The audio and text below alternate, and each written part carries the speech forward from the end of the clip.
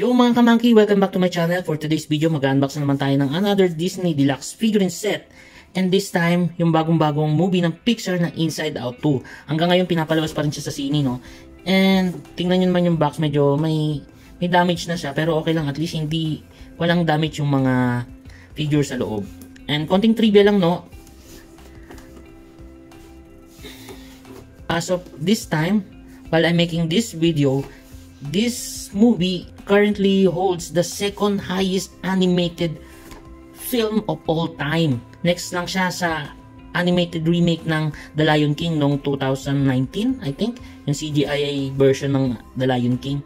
And surprisingly, natalo na itong Inside Out 2, yung Frozen, yung ibang movie ng Disney like Toy Story 3 and 4, Incredibles, Zootopia, and Frozen, syempre, matik yun, 1 and 2.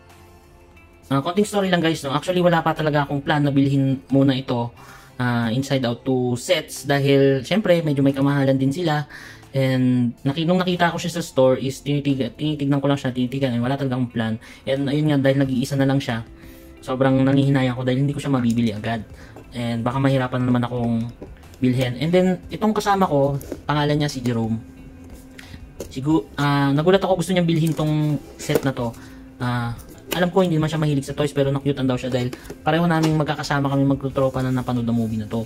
So akala ko talagang gusto niya, and then binili niya, dinala niya agad sa counter. And nagulat ako, sure ka ba? Dahil ang mahal-mahal yan. Hindi ka naman mahilig sa toys.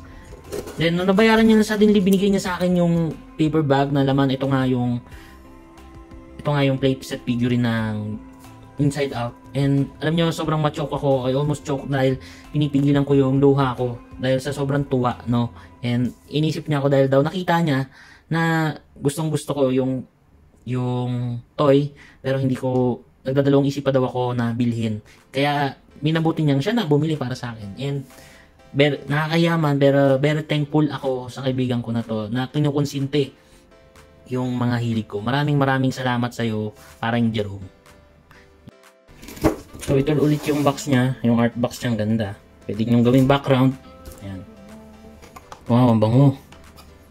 Ayan, medyo mabigat kasi siguro nagpapabigat to si embarrassment. Ayan. Guys, ang ganda ng movie na to, panoorin nyo. Sulit na sulit. And magkakaroon ng emotional impact to sa mga buhay-buhay nyo. Hindi naman sa ano, pero base lang din sa story. So, unahin natin tong si Joy.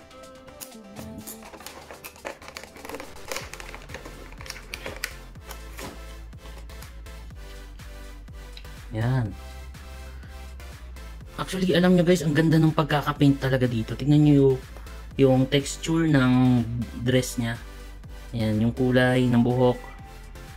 Kulang lang siya ng medyo shine, parang glitters. Kasi doon sa movie, parang may glitters yung buhok niya. Pero okay lang, tingnan nyo naman. Ang ganda ng pagkakakulay sa dress niya. Tsaka matingkad. Kung makikita nyo sana sa personal.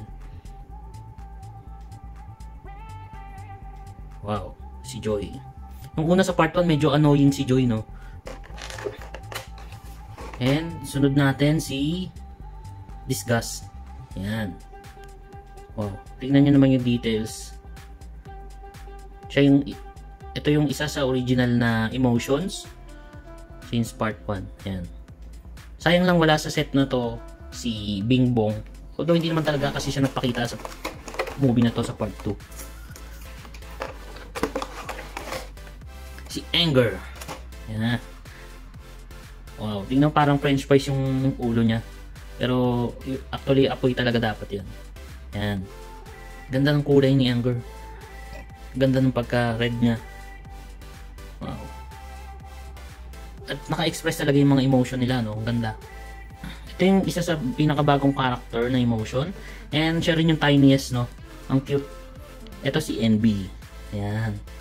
Ganda niya. Ang cute. Late lang niya. Oh. Si NB. Ang ganda ng pagkakadesign sa mga karakter na to, no? Talagang makikita mo na yung, kahit cartoon lang sila, kahit animation lang sila, expressive talaga yung mga mukha nila. Yung sa mata, lalo na to si NB. Kita nyo, nagsashine pa yung mata niya.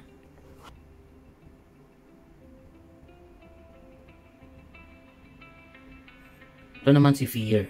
Yan. Wow.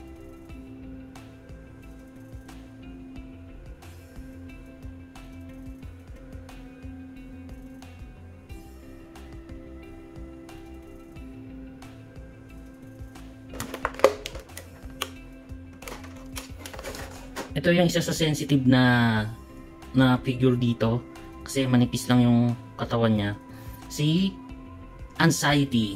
Akala ko nung una isa medyo kalaban si Anxiety, pero guys, tignan niyo yung twist sa dulo ng movie, lalo sa third act. Nakakatuwa and nakadala yung emotion na to. Of course, kasi Anxiety. Maraming makaka-relate talaga. I'm sure yung iba sa inyo, yung mga nakapanood na, yan, tingnan nyo naman, napaka-expressive ng mga mukha nila. No? Ito naman yung newest favorite character ko. Wala siya masyadong ginagawa, and lagi lang yan nakikaya, may hawak lagi. Wala yung mobile phone na dala niya, yung actually control yun, no? Ito si Ennui, or si Boredom. Yan, ganyan. Nakakatawa, pero once na nag-i-interact siya sa ibang character, matatawa ka. Wow. Ganda, ganda ng kulay. Tingnan nyo naman, guys.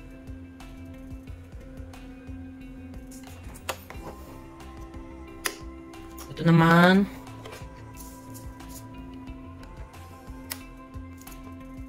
yung most heaviest and largest character sa set na to,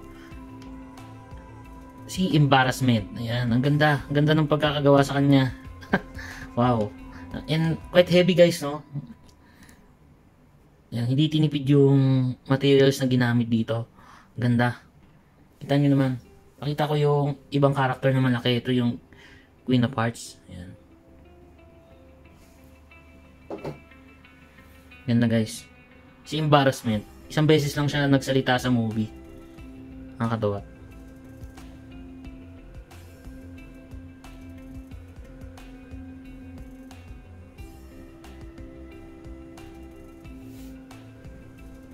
And of course, last but not the least, ang pinaka-favorite ko since part 1, pinaka-favorite kong character. And the cutest, si Sadness. This time, parang paiyak siya or umiyak siya, no? Ganda. Ganda yung details ng damit niya, parang fabric. Wow, ang cute. Sobrang cute ni Sadness. And sa part 2, talagang isa rin pa rin siya sa pinaka-cutest and my favorite character sa buong movie.